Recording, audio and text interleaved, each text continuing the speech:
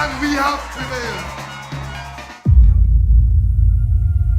He's the most experienced prime minister this country has ever seen. No prime minister has experienced what one. William never lose an election. William was never in opposition. Chambers was never in opposition. His first experience, he lost his first election in Tobago.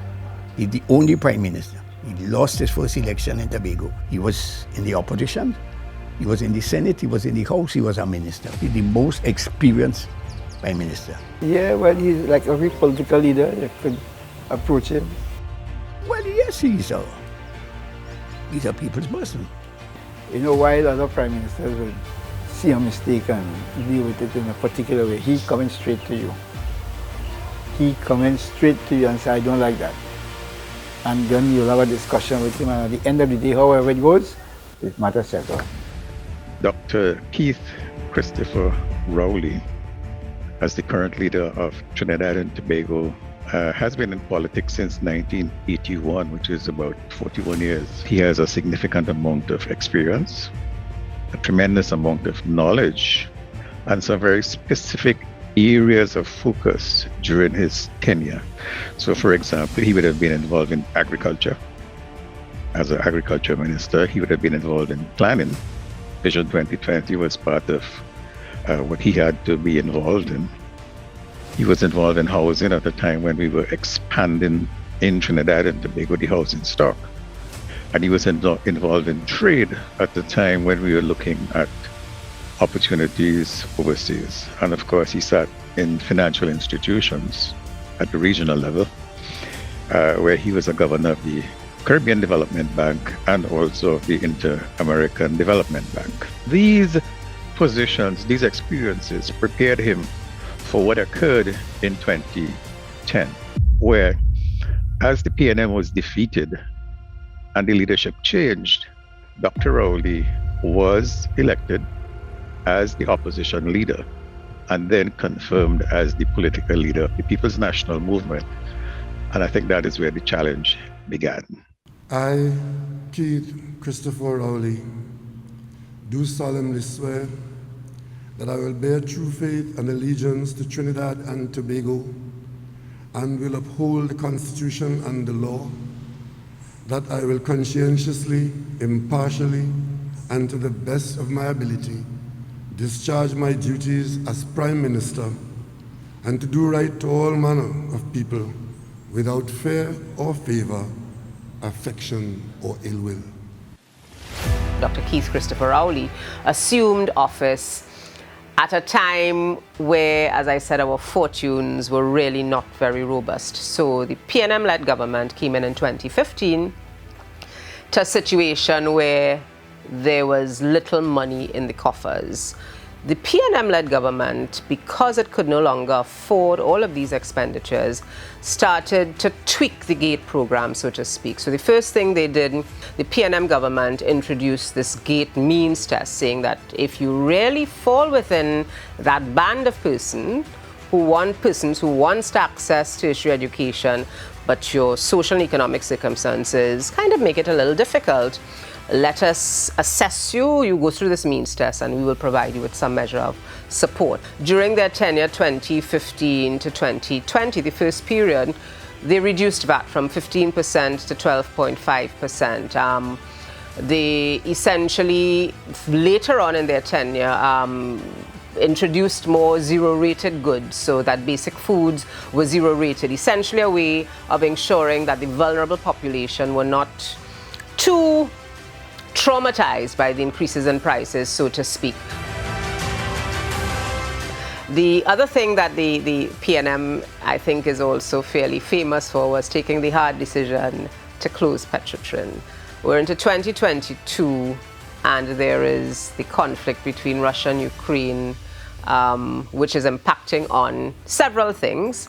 Oil and gas prices, but also food shortages, supply chain shortages. So we are faced with, the government is getting, as it were, some reprieve because of that situation between Russia and Ukraine, because the price of energy skyrockets. So we get some fiscal space, And the government is able, in its midterm review a couple months ago in 2022, to report that it has earned some revenue, so it's now able to come and try to steady the ship. The PNM is also credited with our Vision 2030, which essentially now is our national development strategy, how the country is meant to move forward from when they assumed office in 2015 to the year 2030, which is more or less around the corner, and they identified different pillars that they wanted to work towards and how we were going to address environmental and social issues as well as economic issues in terms of how we would navigate the national space moving forward. Dr. Rowley built around the savannah and assisted and build up San Fernando and so on. Tobago get the most. Because the whole of the east of Tobago has been developed under Dr. Rowley. They have hospitals, they have fire station, libraries, the whole of Tobago East.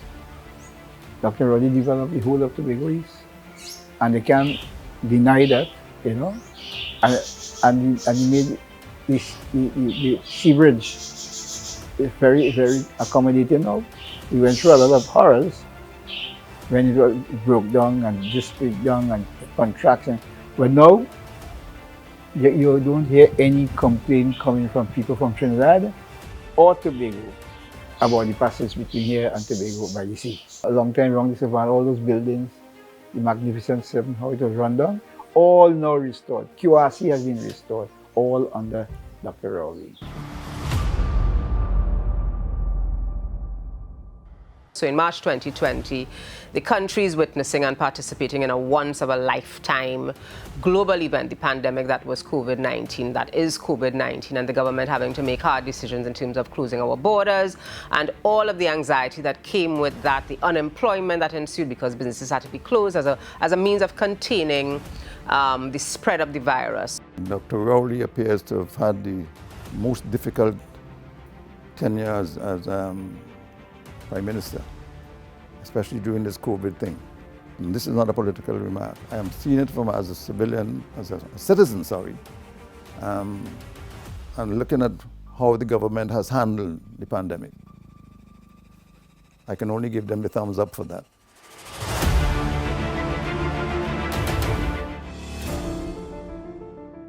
But he's more of a sportsman than all the other prime ministers. Well, he's a golf player, plays golf, and he loves cricket, football, netball, and he will know the stories on each outstanding player for each discipline, such to the extent of how he loves the sports.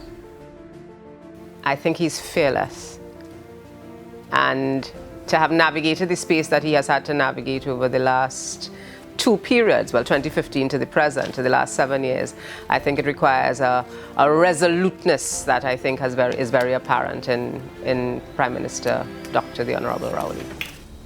And nobody can deny the fact that under his leadership, he is able to keep the country together. But when you're for the people, and when you live among the people, you could beat anybody.